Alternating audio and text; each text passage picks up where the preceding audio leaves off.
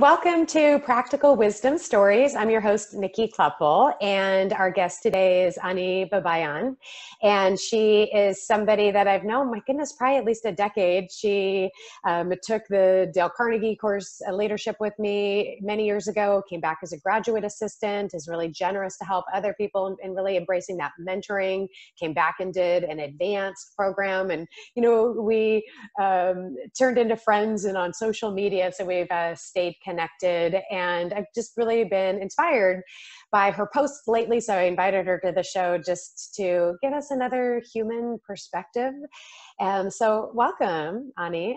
If we could start off, first of all, with what, because I really do think by reflecting on our origin story, the childhood stories, that they do shape who we are and, what we value and what are, how do we figure out our superpower and our strengths and talents. And so maybe we start with that we can kind of get some context around who you are. So what's a story from your childhood that was a defining moment that developed a strength that you are proud of today? Thank you very much for having me. It is fantastic to see you again, and it's fantastic to be part of this mission. I loved you as my instructor with Dale Carnegie, and I just love what you're doing here. So with that said, to answer your question, honestly, I've thought quite a bit about this because I've been asked, several times, and there isn't a single incident. There was a myriad of different incidences as I grew up. Because by the time I was 3, Iran went through this revolution, right? The Shah left Iran, the king, and Khomeini came in, and we all of a sudden went from being free and very modern and amazing. We were the United States of the Middle East, and we went from that to this Islamic republic, go back 2,000 years and start from scratch society. And then soon after, about 7 months in, war started. So there have been a myriad of situations that I found myself in, whether it was, oh my gosh, with the riots, they're breaking houses and they're looting, to I got to go out there while I was 3 with my grandma and shout that death to the king, all the way to like being, 7 years old, sitting at the schoolyard waiting for my mom to pick me up, to have these jets from Iraq fly overhead, and they were going to go drop some bombs, and my mom was late because she also had to get my brother. And me thinking to myself, if I live through this, I'll be able to do anything, literally. And then soon after that, it was, if we can just make it out of Iran to Switzerland, we'll be able to do anything. And then if we can make it to the United States, we'll be able to do anything. So really, it's just been one, if I can do it, to the next, if I can do it. Right? Yeah. Which, boy, how is that serving you now? And, over your lifetime. I mean, it's crazy to even think about having a memory from when we're 3 years old. Yeah. And, I recently read a graphic novel, Persephone. I don't know if you've seen that, but, I was even thinking about you because I remember hearing that. And, it's also through that time period and that perspective of, being bombed, and she, it's like her neighbor's house, I've never been bombed, so it's like, so just such a different perspective to hear. So, how has that, if I can get through this, been a guiding light for you?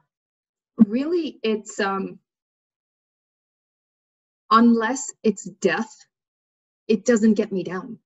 Like, I don't know how else to viscerally explain that a bad person cutting me off, or someone, throwing mud at me, or someone thinking that I am female, therefore I deserve less, it's not going to kill me. I've already lived through the stuff that were going to kill me, and they didn't kill me. So I started believing internally that I'm meant for great things. Okay. And the thing is, we're all meant for great things. I'm not special. I'm not special just because I lived through those things, right? The only thing is, I got the gift that I realized, if it's not going to kill me, then I'm going to grow from it. Right. Which is such an interesting way to look at, usually we think of gifts as a good thing. And you bring, one of my favorite phrases is, don't believe everything you think, and so you're also really helping to say, well, okay, well, it's a gift to have survived war and a gift to have maybe had some difficulties. Right. Yeah. One of the things that I really admire is how open you were. And it was something that at the time, teaching public speaking, you were my first person who had a stutter.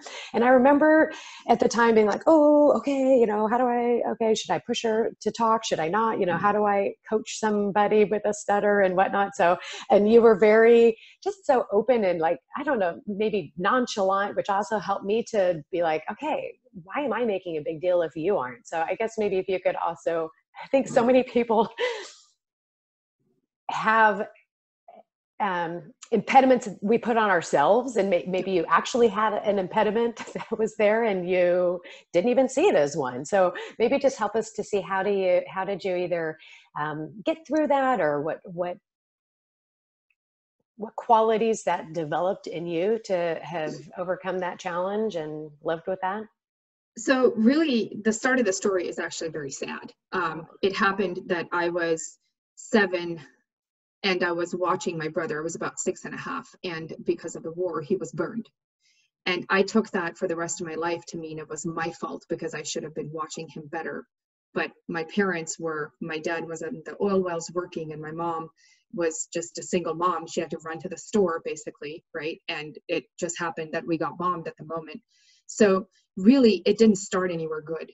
Mm-hmm. It started with a lot of situations that I still face to this day. When similar things come up, I still have a lot of PTSD episodes. That's what I live with every day.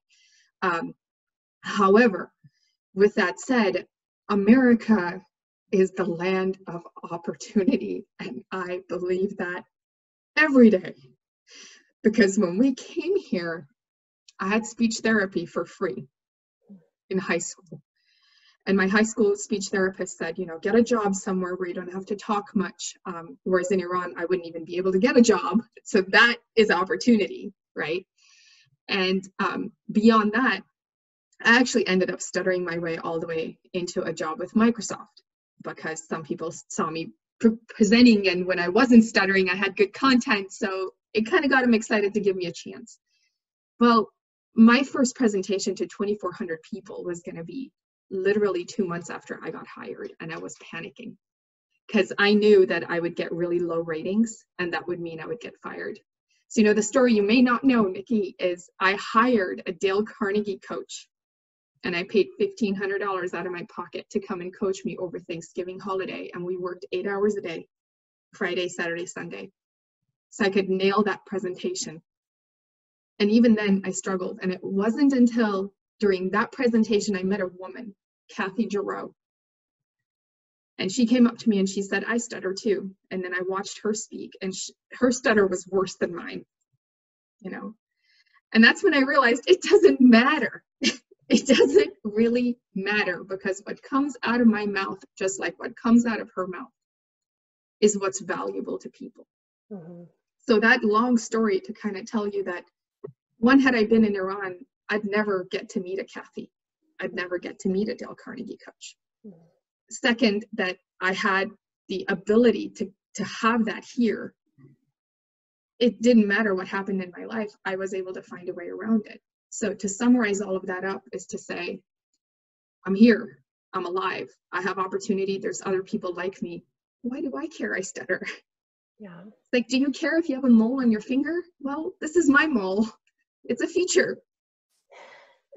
I love it, how you can just say the feature. And thank you for showing emotion and passion and, love for America as well. It's funny, something similar is that, well, I'm kind of split because my dad was American and my mom is Polish. She grew up in Germany in a displaced persons camp, came as an immigrant at 14, had an accent, was the only one who, spoke a couple words of English, all that. So I remember, definitely identifying more with that, and then being like a first generation American and being able to realize, just some of the stories that she'd say, like Christmas, she got an orange, and just how, wow, and, I think versus, I think how my dad was raised was very different. Like he got a car when he turned 16, and so it was like so different of a background, but, just, it gives some perspective of like what it means to be American, and take that. And, think of, especially now, maybe even a few months back when it was much more in the news about, immigrants and how immigrants are being treated, and, just the idea of, are we really a melting pot, and so maybe tell us a little bit more, because it does seem like immigrants often are the most patriotic, and your love was just boiling through. Like, how do we cultivate, it's almost like right now it's happening is that, it does feel like a revolution of sorts. And since you've already been through one, how do you process what's going on right now? So the reason I think we're more patriotic is because we viscerally still live what is going on in our country. So to give you an example, just yesterday, there was a news posting on a Persian channel that I still follow, and then I found the English translation and I posted it, about a young girl, a kid, a 17-year-old girl, who lost her life in the hands of her dad because she was going to disrespect her dad. Because in Iran, as a woman, I'm the property of a man. And when I get married, I'm the property of my husband. And if I'm not married, then I'm the property of my dad. And the dad literally called up the lawyer, had a conversation. If I kill my daughter, what charges would I face? And he wouldn't. The lawyer advised him that he wouldn't. Wow. So therefore, 17-year-old girl has a 29-year-old boyfriend, wanted to run off with the boyfriend. That would be disrespect. So the dad took a shovel and beheaded her. Oh my God. That you just hear these stories of happened injustice. a few days ago. So you tell me, is that what we're facing in this country? Did somebody behead somebody? Is somebody's life less valuable over somebody? No. And when I share this on social media, what I hear back is, well, it's because you've lived the worst that you believe that this is better because it's not the worst. No. I am thankful that we have the ability to speak up. I am thankful that we are all mostly equal. The thing I think most people really have a hard time wrapping their head around is people build systems that turn into governments, and people by default are flawed. There's no way to just point a finger and say it's your fault, or it's your fault, or it's this person's fault, or it's that person's fault. What's beautiful about America is our forefathers had lived through what I lived through, what these people are living through, what that girl just lost her life over. They had lived through that, and they've built checks and balances. Those checks and balances is what constitutes a justice system. And regardless of how fair or unfair the justice system is, or how broken it is, can it be fixed? Yes. But this is not Iran, where I won't have value, where two women stand up and say I've been raped, and that's equal to one man, and that's a he said, she said case. Here, one woman and one man is equal, and in most cases, that woman with proof will win still. Mm-hmm. Sometimes, yes and no. We've got work to do. Right. Yeah. There is work to do. The thing is, I come from a place that I really believe everyone internally is good. I really, really believe that. The thing about these other countries is it's become a norm to step on people to survive, and it's accepted norm. In the United States, it's not. Mm-hmm. I don't see people stepping on my rights or other people's rights, or someone else's. As a matter of fact, I see Americans bending over backwards to include minorities and diversities and, females and myriad of other things. I see them bend over backwards compared to where I come from. Mm-hmm. Which is, that is a very uplifting message right now, because right now there are injustices and there are things that are broken, and some systems and mass incarceration. There are, women still make less money. There's, minorities. So there's definitely room to grow. And also you come from a sense of hope. I think it's easy to be like, oh my gosh, what can we do? And just give up. Whereas something I admire is that you use your voice for good, and you focus on the common humanity that we have. How can we cultivate that? Especially if it's so easy to see what the mistake is. Like, how can we, what advice would you give on pivoting to just train our brain to see the good that is there? It's If it's easy, if everyone else is doing it, it's wrong. That's the lesson I've learned in my life. Like literally, that's the lesson that I can pass on to anyone else. If everyone else is doing and you're just jumping on, it's wrong. Take a minute, take a breath, and really, really look inside and say, is this what my heart would want? Or am I just reacting? And I can tell you, like most people I speak with, when you really get to the bottom of what their heart wants justice. Their heart wants it to be right. Their heart wants to help. And that's where I believe we all come from. So when we look at things, right, for example, and we say something to the effect of, hey, it's COVID-19, and this happened to me personally. I don't have enough money to keep all of my 5 employees at the time employed. What are we going to do? Well, I need to shut the doors and let the employees go. That's an easy answer. I'm sorry to those who think otherwise. That's an easy answer. The hard answer was, how can I keep those employees fully employed with benefits, and who else can I hire to help? I took my pay away in a heartbeat, and I started looking around and hiring some really good people. And I paid these guys bonuses, and I'm very proud. I've paid all my guys bonuses because their families have lost their jobs.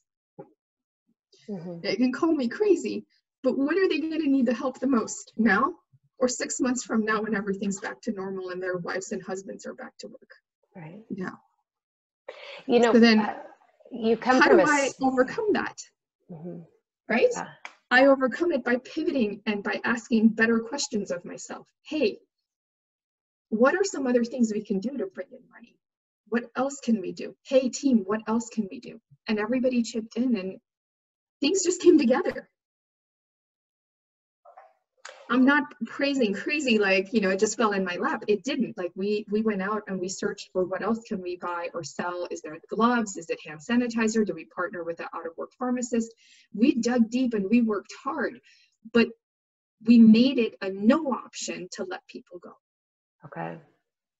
Yeah, like that, just such determine, it's like you've got a practical side and this, practical wisdom. So it's like practical, like doing the work, but there's also that wisdom of coming from a place of abundance instead of scarcity. Is like, okay, that, I guess, or a sense of hope that there's enough and we're going to find it and it's not another option. So that's something and that's the difference of America, right? In Iran, it would mean death. But here, it doesn't mean death. It just means I have to look under another rock or another 100 rocks, right? In Iran, it would be death. Sorry, nobody else gets any. You don't get any. You're dead. You're done. Here, I can just keep searching. Yeah. Thank you. Well, your emotion is relatable and inspiring, and your commitment to see the good, it also, like, you have mental strength. Is there a practice that you do to cultivate that sense of hope? I know it sounds like old-fashioned, right? I pray to God. I pray to God every day that, I'm Christian by origin, but I actually came to find my way to the Lord. And I always look to God and I say, help me make magic happen. And my employees will tell you that. I always look at it and say, we're going to make magic today. Yeah. And I now have enough people who have passed away. My mom, my grandparents, both sides, my aunt. I look up and I tell them, I need your help. I need it now more than ever. And I've always kind of, looked at it as, okay, hard work will get me through stuff. But really it's that prayer, the constant focus, and it's knowing, hey, what's the worst thing that's going to happen? I'll die. I'm okay with that. I've already gone through what that feels like in Iran so many times. Or here, when we came in at night My parents couldn't afford barely anything, right? I was the kid who qualified for free lunch. So, you know, the death part is accepted. I'm calm with that. And I think because of that, I'm able to just look up and say, help me make magic happen. Yeah, every day. beautiful. The other thing is Anthony Robbins. Okay. I have such a love for that guy. He put me on a great path, because what I used to see as problems, I would go, oh crap, I have a problem, I need to fix it. He actually helped me change that to, I have an opportunity. Okay. Let me solve it and help others solve it. Okay. So just constantly, so it's the prayer and then just the reframing of things. Okay. Yep. Awesome. Well, this has been such a great heart to heart, really. So thanks for just letting me crack you open and let your light shine. So thank you very much. And that really resonates, before every time I do a podcast or present or coach, my little mantra is bless my words, help me serve. And so thank you. That kind of it feels similar to yours. It's just, being open and, having that a faith in people, like we were talking about before we started recording, is just, it's love. I believe in love. I believe people are good people. And, if we, I guess something that you also said that just resonates is, that we are connected, we are one, I believe in love and humanity. And yeah, there's some systems and some things that need to change. But, one of the things that you remind us of is just that opportunity and having hope, and that we can choose to see the good and to bring that more into the light. And I also too want to leave this with the summary of thank you for the opportunity, because I really, really want, if anything else, that if there's one thing I could pass on, it would be, I love my brothers and sisters of all colors, all races, all religions, all genders, because I'm part of you and you're part of me. Without each other, I wouldn't be here today. I wouldn't get that apple or that orange or that car or whatever else, the hundreds of thousands and millions of people that it takes to make all those things for me so I can be here today. Thank you. Thank you. Really, thank you. And if I can do something for you, I'm happy to. Thank you. I love it. Yes, we are one. Thank you. Thanks, Ani, just for being so real. And just, I think we're in a time where we need more human connection and empathy and compassion than ever. So thank you for helping us to cultivate that within ourselves and in our society. Of course. Thanks for the opportunity.